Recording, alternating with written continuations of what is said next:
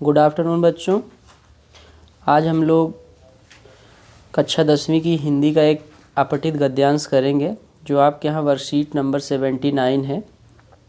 सबसे पहले आप लोगों को बताना चाहूँगा कि जो भी अपठित गद्यांश हम पढ़ते हैं, सबसे पहले इसमें ये कोशिश होनी चाहिए कि सबसे पहले उस गद्यांश को, जो पैराग्राफ दिया हुआ है, उसको लगातार हम 2-3 बार बहुत तेज़ी से पढ़ें।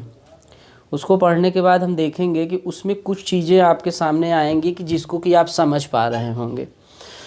उसके बाद आपको लास्ट में उसके प्रश्नों को देखना है। प्रश्न को आप देखेंगे, जैसे यहाँ देखिए प्रश्न दिया हुआ है, कब ने किन लोगों को अपराधी कहा है, पहला प्रश्न। दूसरा दिया है कि हमारे शरीर पर देश का कौन सा ऋण है।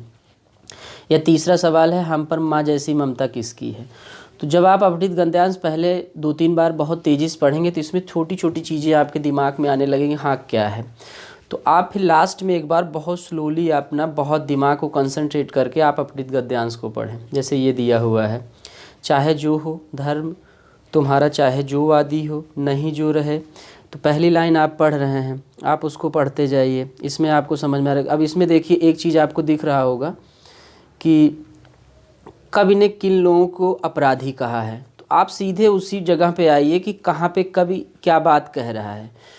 तो यहाँ पे देखिए कवि कह रहा है कि कब किन लोगों को अपराधी कह रहा है। तो उसमें देखिए सबसे लास्ट की लाइन में अब जब जाएंगे तो देखिए कि कह रहा है कि ऐसी स्वर्ग सरीखी धरती पीड़ित या हतभागिन। ये लाइन आप देख रहे हैं, उसके नीचे की लाइन देख रहे हैं, ये देख रहे हैं। कवि ने किन लोगों को अपराधी कहा है। इसमें सबसे आपको सामने आ गया कि इसमें जो 4 ऑप्शन दिए हुए हैं, जो देश के लिए जीते हैं, जो स्वार्थ के लिए जीते हैं, आवारा लोगों के लिए, या सभी। तो सभी तो इसमें से हो ही नहीं सकता, क्योंकि इसमें 2 तरह की चीज़ें दी हुई हैं। एक तो जो देश के लिए जीते हैं, एक जो स्वार्थ के लिए जीते हैं। इसमें आपका ऑप्शन देखिए इस स्टैंजा के हिसाब से आ रहा है, जो स्वार्थ के लिए जीते हैं। अब आपको इसका उत्तर इस पैराग्राफ में आप जब देख रहे हैं तो सीधे आप समझ पा रहे हैं कि यहाँ पे देखिए दिया हुआ है,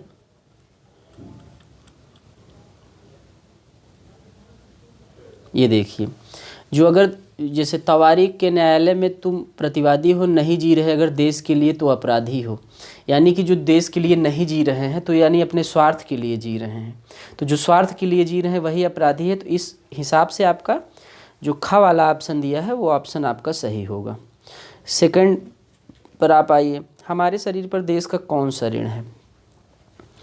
हमारे शरीर पर देश का कौन सा ऋण है। तो इसमें देखिए देश के दुश्मनों का, देश के अन्न और पानी का, देश की समस्याओं का, न्यायालय का। तो इसके हिसाब से क्या है, आपको जिस माटी में आप देखिए एक दिया हुआ है प्रश्न, जिस माटी में खेले तन तर्पण सा झलका है, उसी देश में तुम्हारा रक्त नहीं छलका है। तो उसका कहने का ये मतलब है कि आप ये लाइन आप देखिए, इसके हिसाब से आप इसका उत्तर जो है दे पाएंगे कि देश के अन्न और पानी का हम जो है कर्जदार हैं। हम पर माँ जैसी ममता किसकी है, तीसरा प्रश्न है।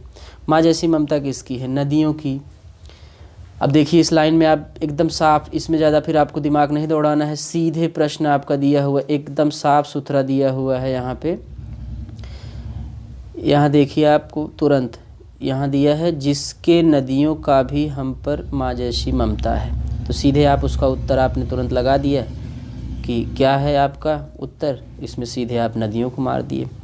तवारीख में न्यायालय में कौन प्रतिवादी है, जो स्वयं के लिए जी रहा हो। देखिए उसका भी उत्तर आपकी चौथी लाइन में दिया हुआ है।